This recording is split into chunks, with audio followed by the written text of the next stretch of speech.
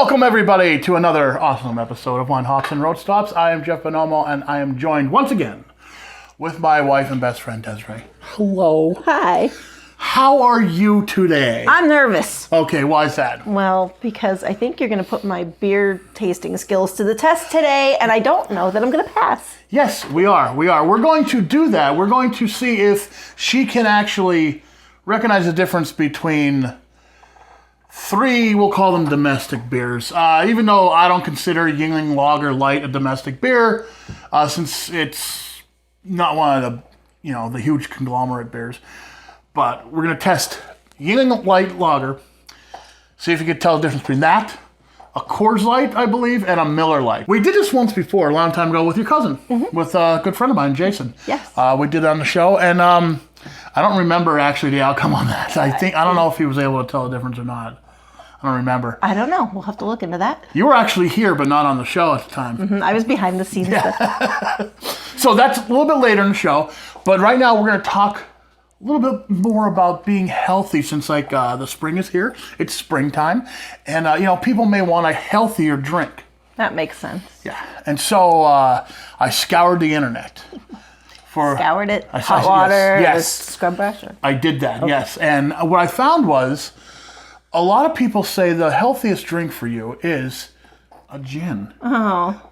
Gin and tonic, because no one drinks straight gin. But it's supposed to be the healthiest. So we're going to start off the show with 5 reasons why gin is the healthiest alcohol. Now first, let's talk a little bit about gin. The flavors of gin come from its botanicals. That's the herbs, the seeds, the flowers, plants, and spices. They're all added in the production of gin. And crucially, all gins must contain juniper. In fact, the predominant flavor of gin must be juniper. Did you know that?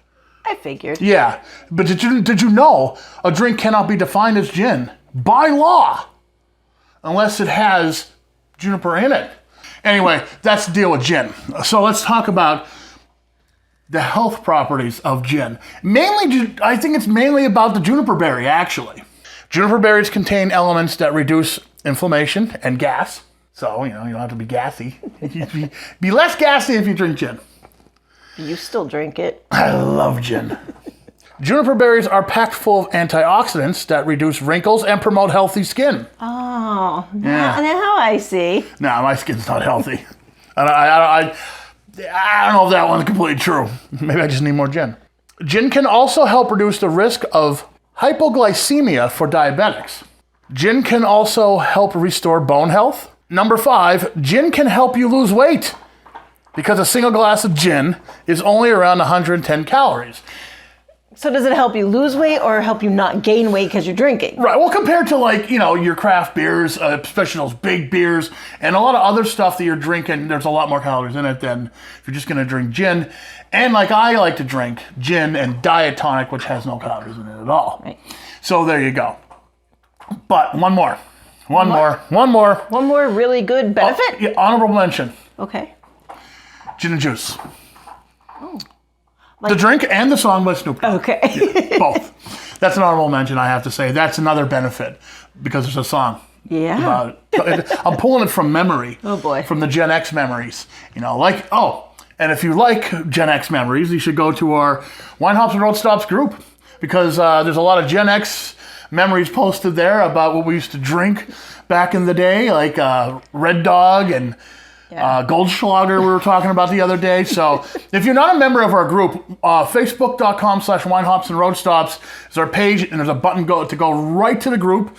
So join that group. Yeah, just push that button. Yeah, push it. Ha! Another Gen X reference. Yeah, well, that's salt and pepper. Yes. Yeah.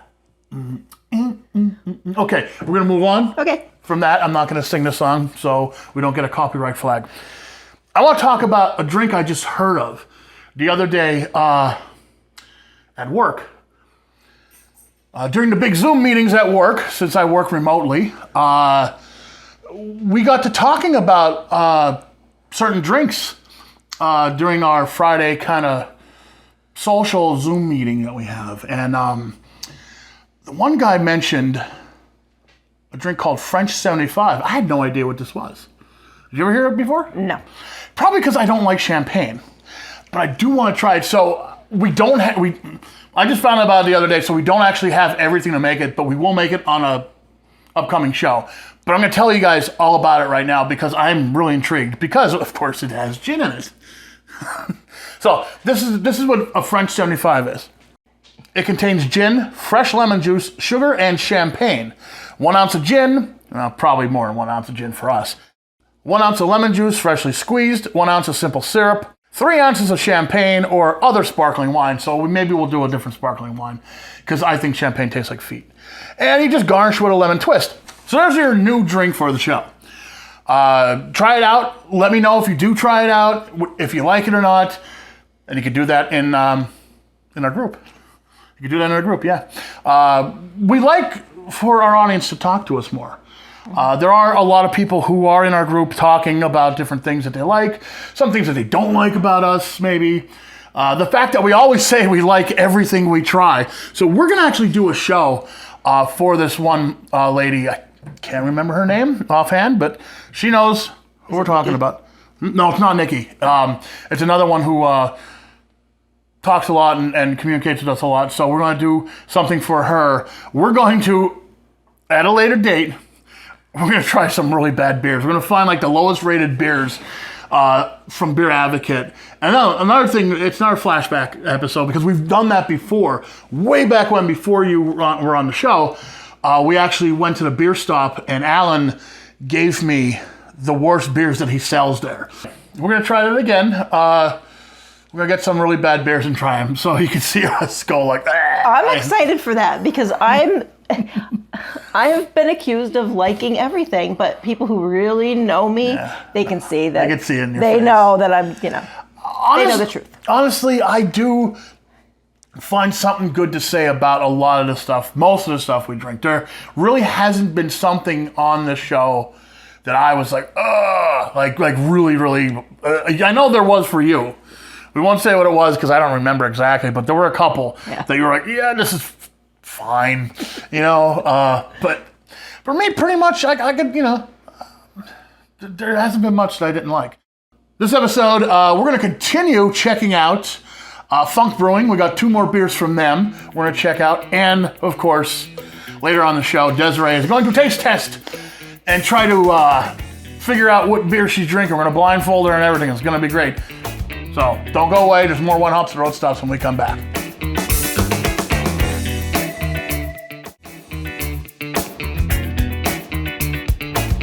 Welcome back to Wine Hops and Road Stops. It is the part of the show where we try some beers. We're going to sample some beers from Funk Brewing. We sampled 2 beers last show. We have 2 more to sample. And the first one we got here is Super West Coast, which is West Coast IPA.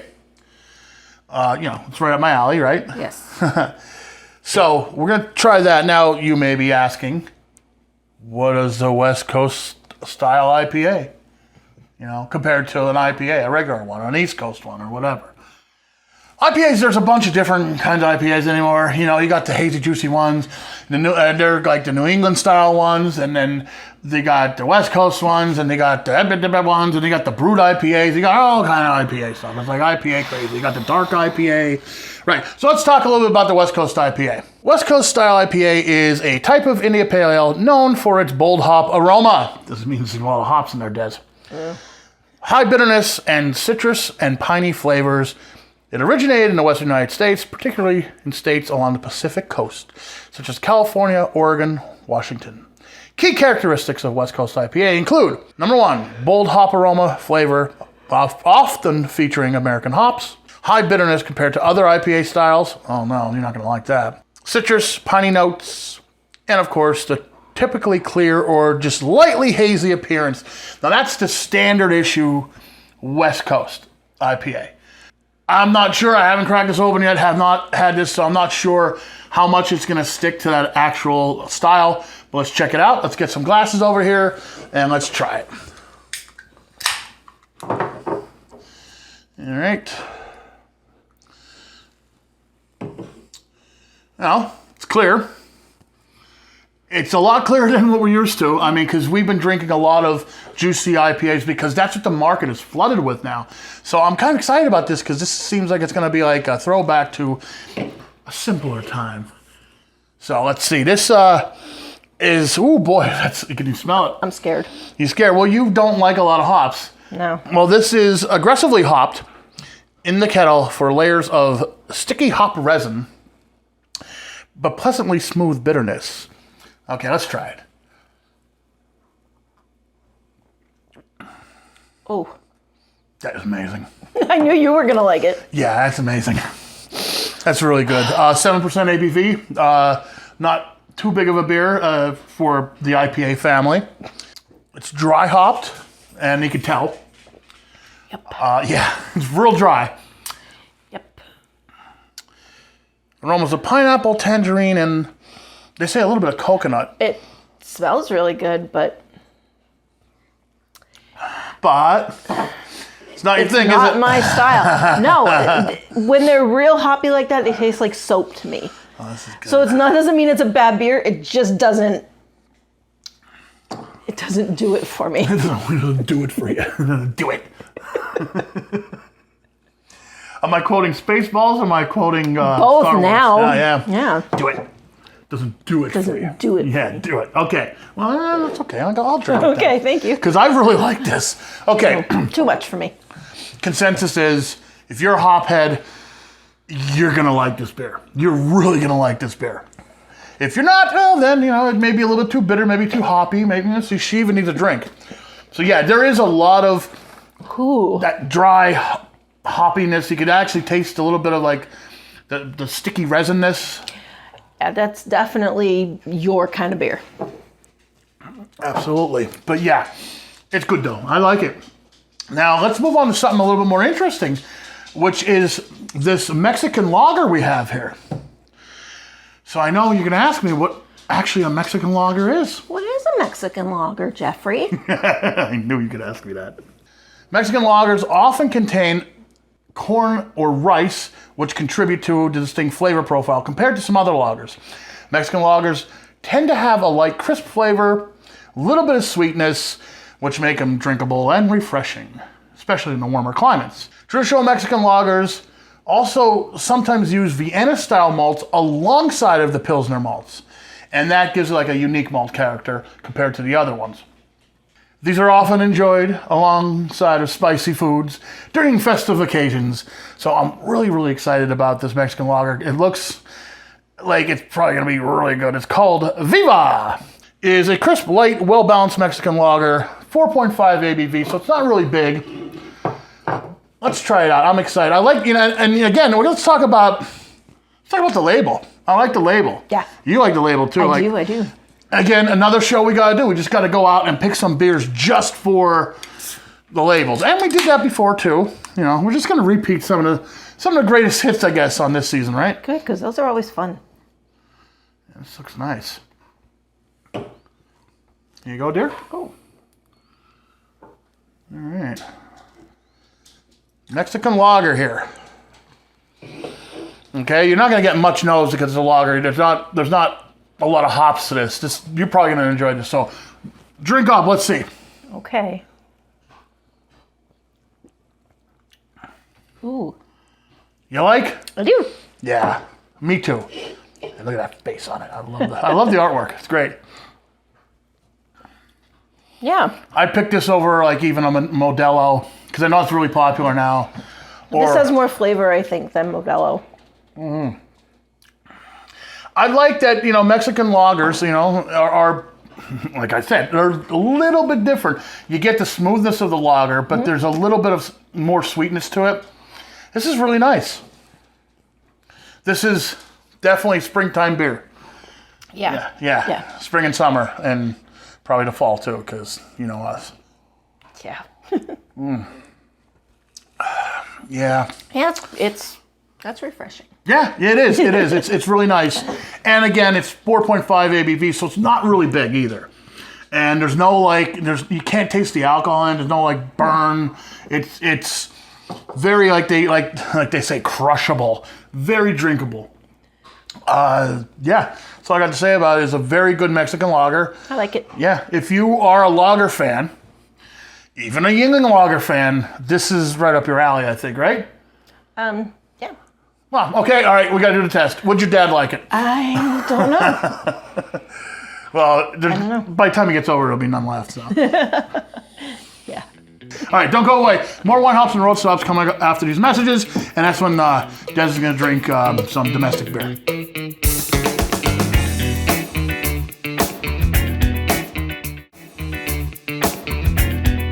Welcome back to Wine Hops and Road Stops. This is going to be so much fun. I'm really excited about this. It is going to be a blind taste test. Desiree is going to see if she can taste the difference between a Miller Lite, a Coors Light, and Pottsville's own Yuengling Light Lager. So we're going to see. So what I'm going to do is we're going to blindfold you with this. So put it on. Yep, I'm going to crack open these beers. I'm going to pour them. And you're not going to know the order or which glass is going to contain which beer. Okay, you can't see anything, right? Okay, so I want to make sure you don't cheat. I can't even, no, I can't see nothing. Okay, you can't see anything. No. Okay, good. All right. I feel silly. That's okay. I'm really silly. I mean, come on. I'm a top-notch joker. Is this what I look like when I have this on in bed and I'm listening to music and zoning out? Yes. Yes, it is. Okay. Now, put out your hand. I'm going to give you a glass. Okay. Okay. There you go. Try that one. Okay. I don't know if I can. You can. Put it in your mouth. Come on. All right. Okay. Okay. What do you think that is? Hold on.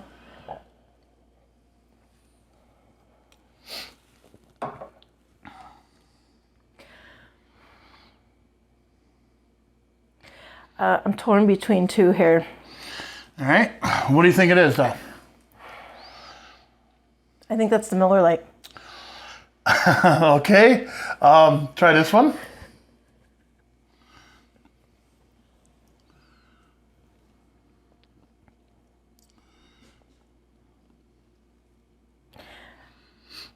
No, that first one's lager. Okay. This one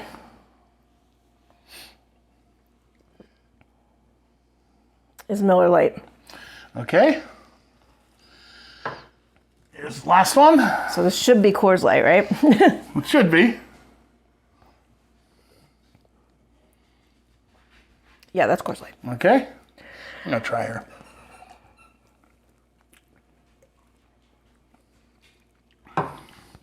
All right. You could take them off. Take them off. Oh boy. Okay. You were right. I was right. I'm pretty sure you were right, yeah. What do you mean you were? I kind of forgot what I said lager, lager, yeah. Miller Lite, Coors Light. This is lager. Okay. Yeah. I wasn't sure at first till I tried the second one. Then I knew for sure that first one had to be the lager. Because I knew this was not Coors Light. She did pretty good, don't you think? The main thing was I wanted to make sure you could actually taste the lager. I had to think about it for a second. Yeah. Well, because, Because it's a light lager, so it didn't have that really big Pottsville taste, as we call it. So that was a little difficult, but once I sipped the second one, I knew that the first one was lager. Yeah. We'll be back with a little bit more Wine Hops and Road Stops just in a few minutes. We got to wrap up, and I got a history lesson for everybody. Don't go away. There's more Wine Hops and Road Stops coming up.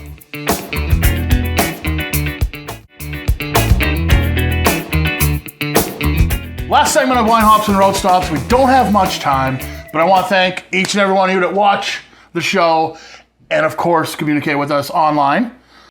Our YouTube page, check it out, please. Subscribe. You get to see stuff on a YouTube page that doesn't get on the TV show. Like on our YouTube page, Des and Jeff Watch Stuff is the other thing we do on the YouTube page where we discuss what we watch during the week. Watch me get all TV criticky. Criticky? Yes. Is criticky a word? Sure. And sometimes a little geeky, a little nerdy. Oh, super nerdy. Super nerds. That's me. Well, you know what? I got to combine this IPA here. Because you probably won't be drinking anymore, right? No. Okay, but I will. Yes, I will. Okay, before we go though, I have something to talk about. Okay. You know, a long time ago, before you were in my life, I wrote a book. Yeah. Called The Beer Drinker's Guide to Survival. Now, in that book, it was mainly a lot of it was like an etiquette on how to party properly, how to not get arrested, stuff like that. It was a survival guide for the beer drinker. So in that book, I mentioned when you're having some drinks with friends, family, whatever, not to talk about anything super heavy. Don't discuss the meaning of life. Don't discuss politics, anything like that could, turn into a fight, basically, And you know what? You're not going to figure out the meaning of life. You're just going to end up with no beer, and the sun's going to come up, and you guys are going to hate each other. Yeah, and maybe no friends left. Yeah, exactly. But apparently, talking about heavy stuff like that, apparently I may have been wrong. How? Well, if you go back into history, the ancient Persians had a unique decision-making tradition. They would discuss important matters while drunk. Totally opposite of what I said in my book. But, this is the ancient wisdom here. So they would discuss important matters when they were drunk. Then they would reevaluate them the next day while sober. If the decision still seemed sound, they would act on it. Now, on the other hand, choices made in a sober state were then re-examined in an inebriated state. If a decision was approved, both drunk and sober, the decision was held. If not, the Persians set it aside. How cool is that? And the more I thought about it, Des, I was like, there may be something to this. They may be right. They may be crazy. There may be a lunatic you're looking for. That's right. I don't know that would work these days because people get too heated too fast, talking about anything of any importance, especially when they're drunk. What do we usually say? Life is too short to have a bad beer. So drink a good beer. Not that one. Put that one down. Okay. Drink a good beer, I said. Not... Here, it's lager. Okay. Light lager. Drink a good beer. Drink with somebody you love. We'll see you next time on One Hops. The load stops. Good night.